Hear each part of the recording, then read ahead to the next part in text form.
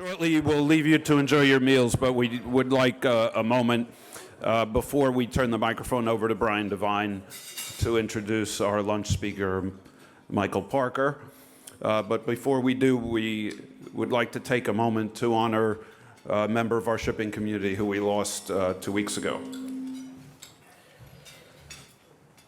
Many of you knew Antonio Littman, who was a fixture in the world of ship registration for many years, first with Liberia and then with Marshall Island. He was a frequent presence and participant in shipping industry events, including this conference. On behalf of all of us in the shipping community, in both of our chambers, we extend our sincerest condolences to his mentor and friend, Clay Maitland, and the International Registrar's family, and to Antonio's family and countless friends, many of whom are here today. Let us please have a moment of silence in memory of Antonio.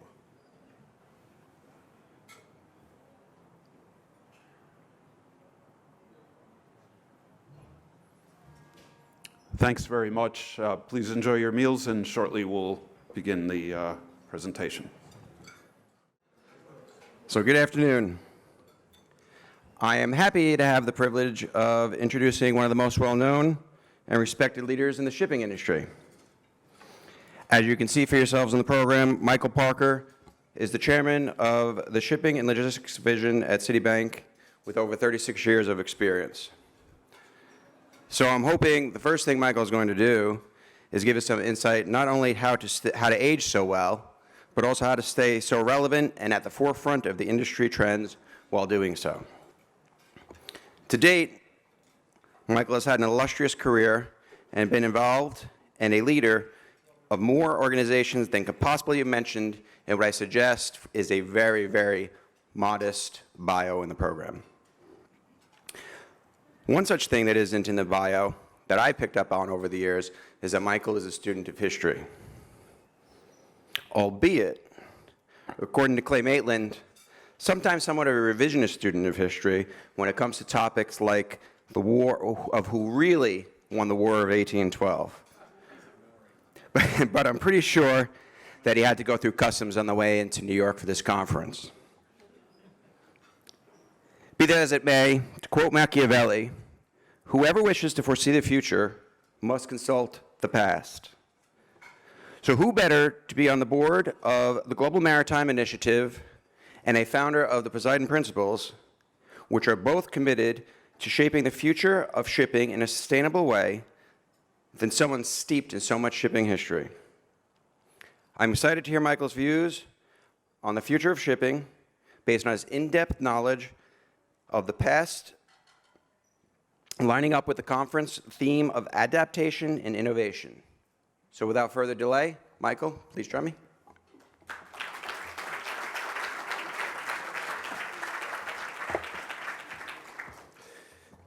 I now realize I'm in the wrong place. I should have been at some other event talking about something else, but let me just say first thing, I'm not retiring. So the reason I'm here is because 4 other people declined the invitation to speak at your lunch. And I don't like to appear on the same panel as Paul Taylor because it seems an unnecessary and unproductive use of the chair and vice chair of the Poseidon Principles. But Paul, you did a very good job. Thank you. But there are a few things I will add. I'm pleased to see that the hand of Clay Maitland is alive and well and that alcohol is served at lunchtime and not just in the evenings. And there are too many events I go to where you have to wait till after 6 o'clock. I was going to say a lot, and then I saw Joe Brady and Greg and Barry, and I realized that all the things I was going to say to you, I can't now say to you because they'll be reported. And Tradewinds particularly has this habit of talking to people about the Poseidon Principles who know nothing about them, and then Paul and I have to spend time correcting that. So let me make it absolutely clear. We have invited the Chinese to join. They'll be getting individual invitations signed by Paul and me probably next week. Paul has volunteered to go to Wuhan and see them all individually. And then there'll be a spare vice chair seat at the Poseidon Principles table. So I better start this clock of mine. So Brian says I've got about 40 minutes, but I'll try and do it in about 10. So I was going to talk about the War of 1812 to 1814 anyway, only because, knowing you were here, Claire, I was watching The Marvelous Mrs. Maisel, and there's a scene in there, in that nightclub, where people talk about the 1812-14 war, and they all say to each other, but we never knew what that was all about. And so I think that is still true here, except for you, Clay, and Mr. Gallagher. I think you're the only two people who know that you cheated because you attacked the British after the peace treaty had been signed at New Orleans. But anyway, I'm not going to talk about the 1812 or 1814 war because as we are leaving the European Union, we of course want to be close friends of the United States.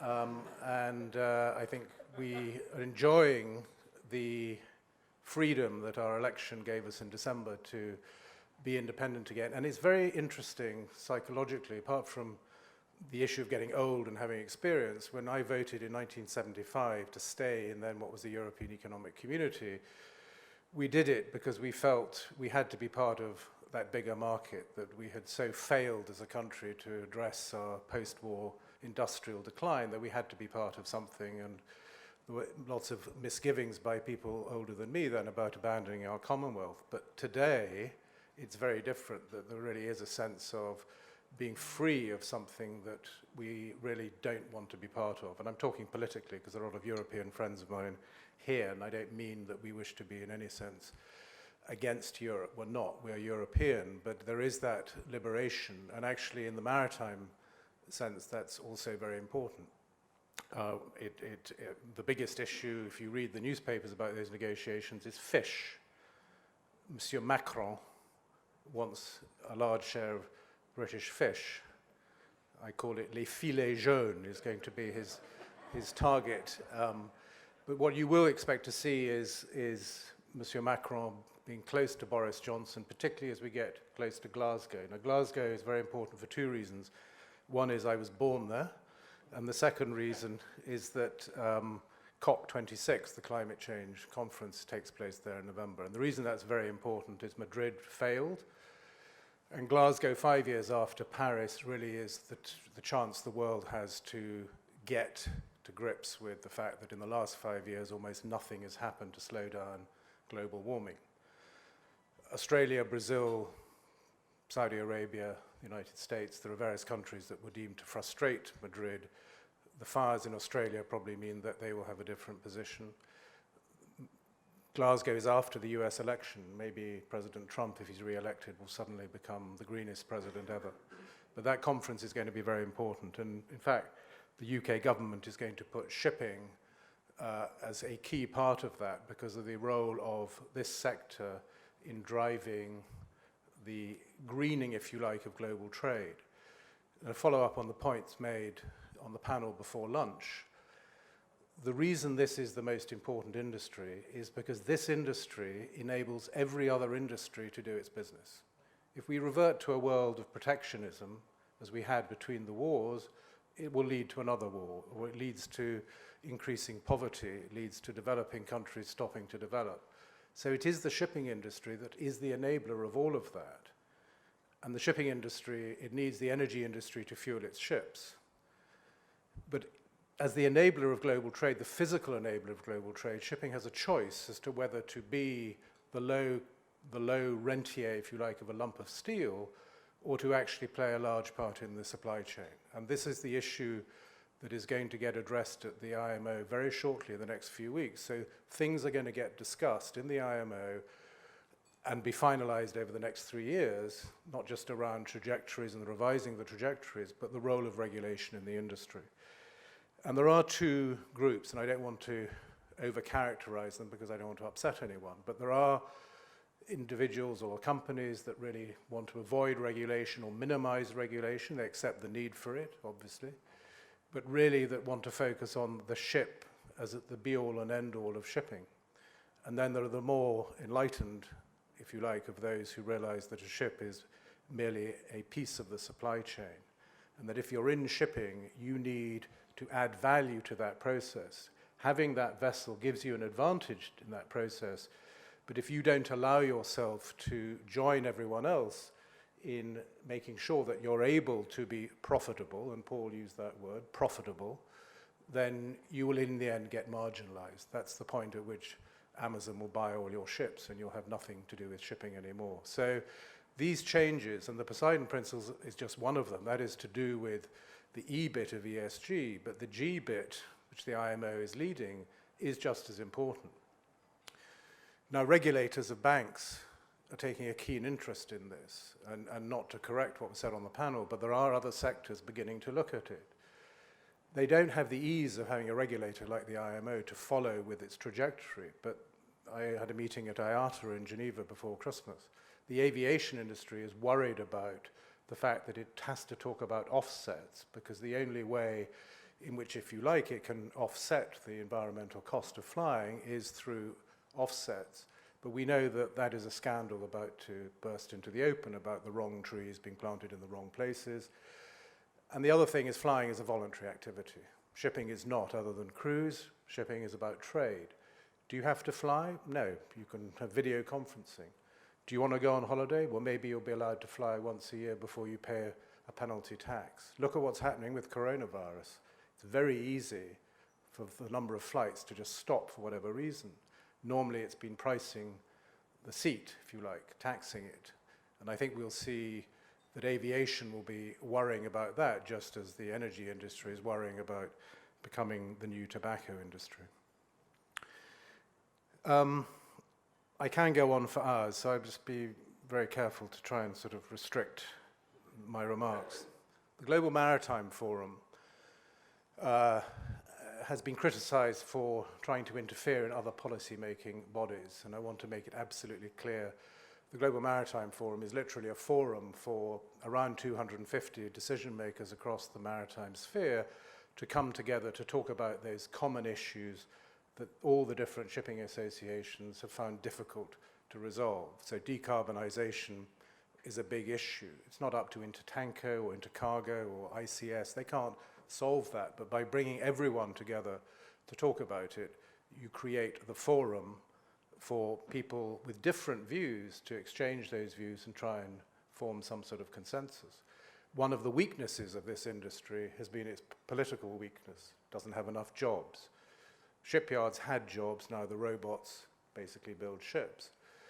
There are clearly jobs in Asia which no doubt will get protected, but shipping has lacked political power with anyone.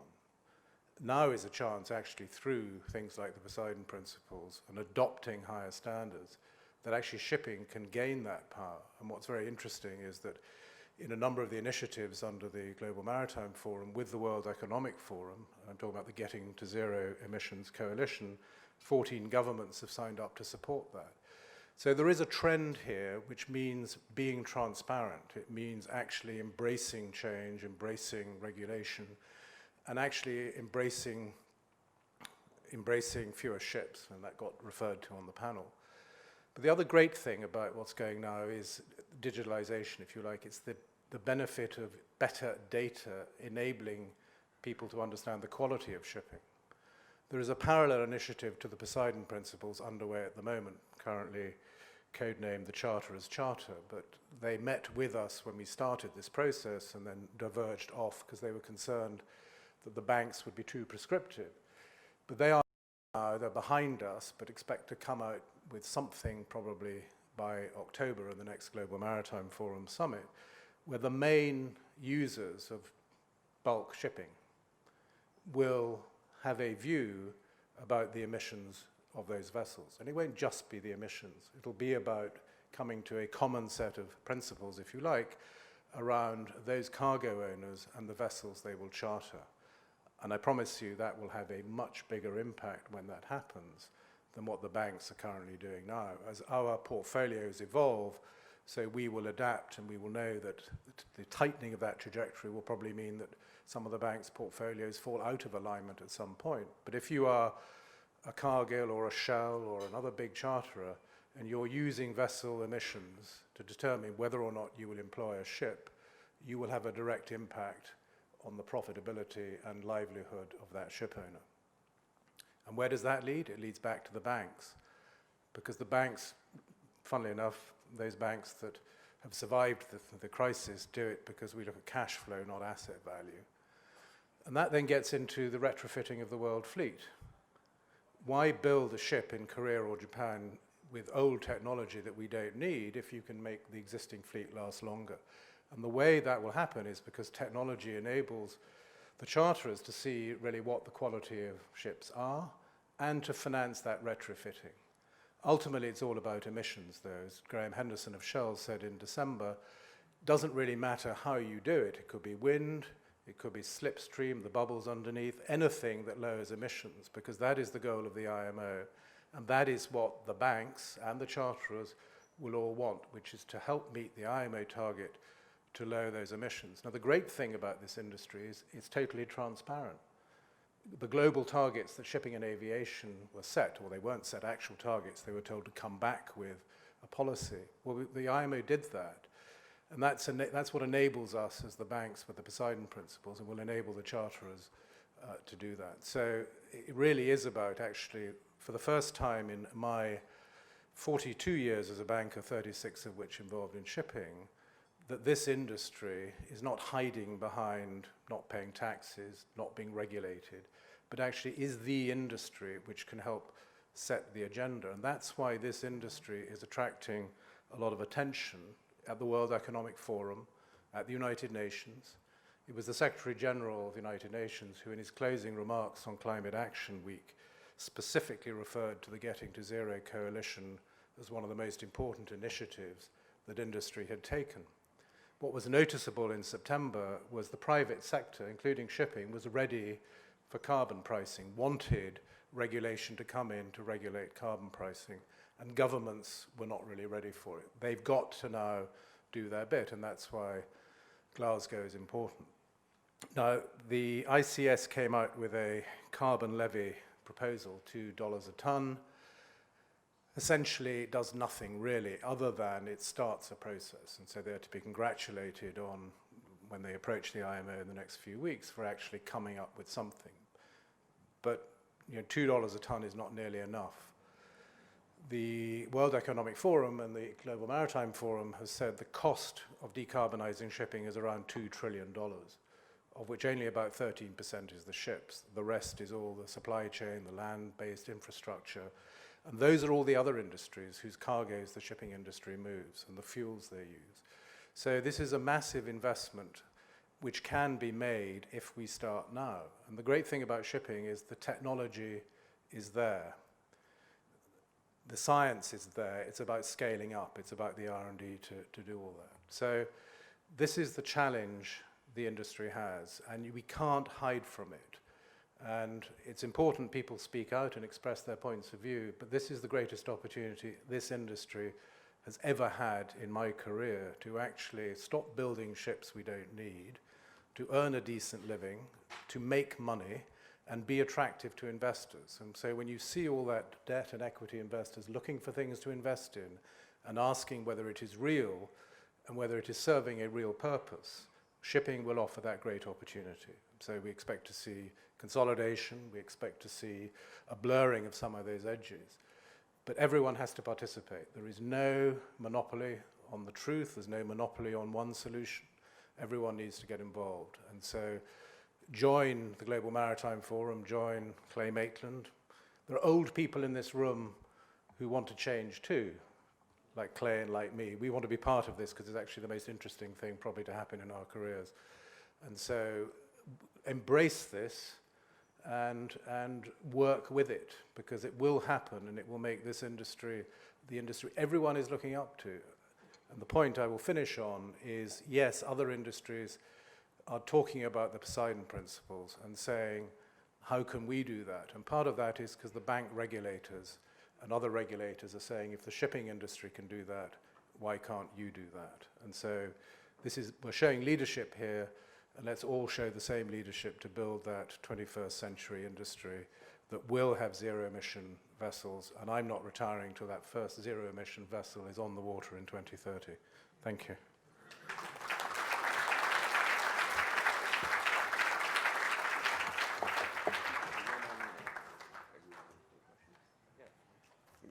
Clay had suggested that perhaps we have a minute or two for a question for Michael. And thank you, Michael.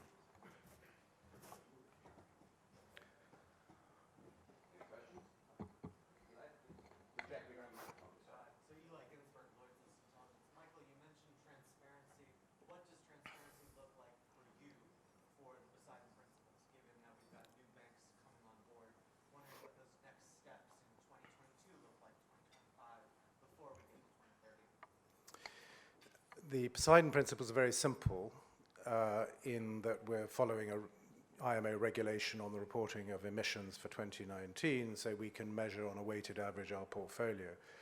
We report a portfolio, we don't report individual vessels, because that's, if you like, breaching client confidentiality. But each bank will look at the impact of that on their portfolio, and as Paul said this morning, will then make judgments about the business they need to do. The transparency will come when every ship owner publishes those emissions. Now, the IMO database is confidential. I went to the IMO and they said it would take 2 years in a General Assembly of the IMO to change that rule. Well, what will happen is ship owners will put that out in the public domain because Shell and Cargill and others will say, we're not going to charter your ship unless you publish your emissions. So we will be creating, if you like, the database, or the database will be created that is outside the IMO that publishes everyone's emissions. Once you get that transparency, then in a way you may move away from vessels to corporate emissions. That's where Greta Thunberg is important. She's 17 now, so she'll probably fade away, but her message has been very important. Her generation wants to know how things are made, where they come from, and how they get there.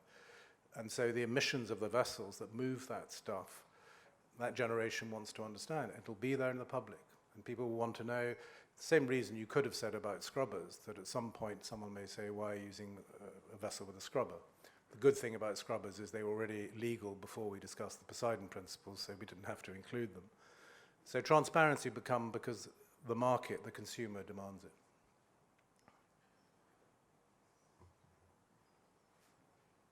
Any banks here? Any banks other than signatories?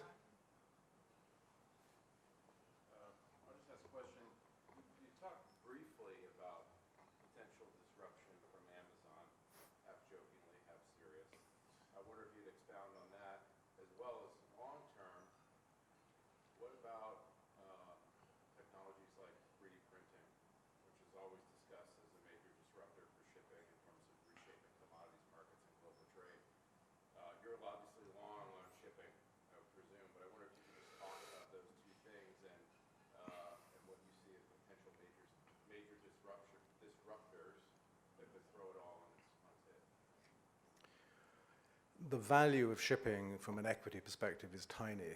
That may change, of course, as values will rise, of course, as fewer ships are built and capacity is shrunk to match demand. So anyone with a lot of money could buy shipping, but normally people want other people, they contract out to their expertise, and the advantage that shipping has is it has a global regulator, there are many lawyers in this room, it has a different legal jurisdiction, if you like, that governs international trade at sea. And that is an advantage. So anyone buying in from outside would have to deal with that.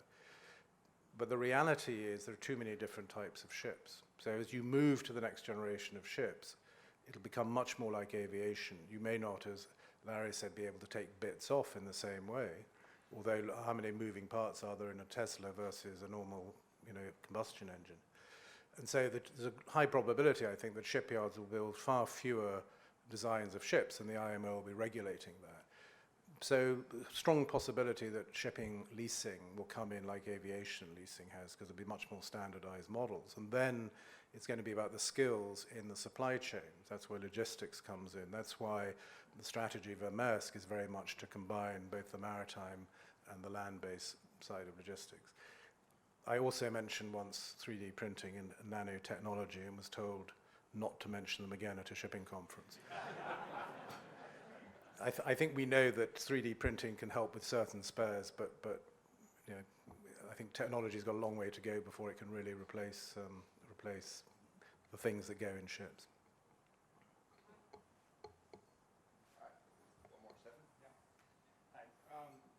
I years ago. We're now in the bulker and tanker space. This morning, I come out of the session of what you said, a little bit daunted by this decision, because we have to turn into a law firm to follow all the OFAC and regulations, secondary transaction.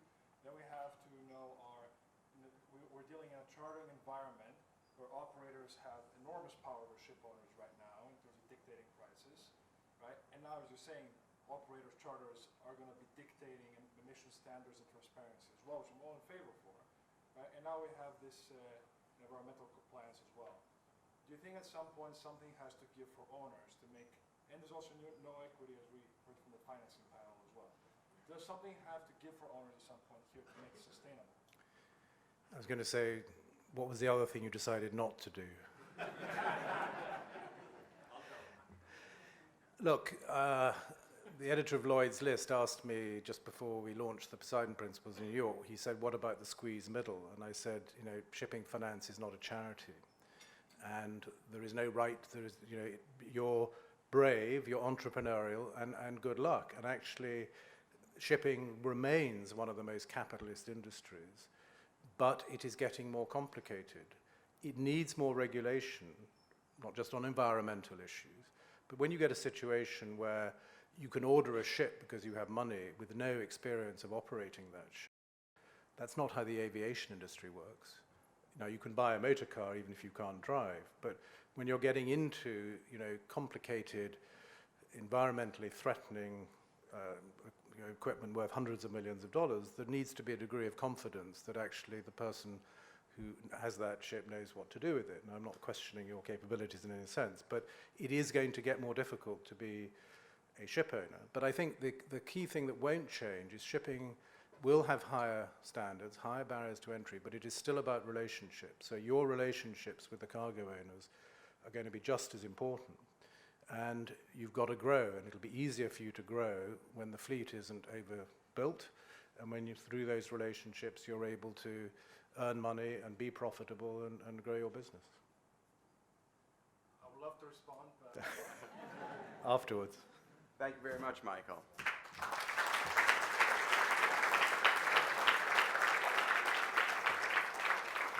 So, very briefly, my takeaway seems to be perhaps some generational opportunity to get on board or perhaps get swamped, to use a couple of shipping terms.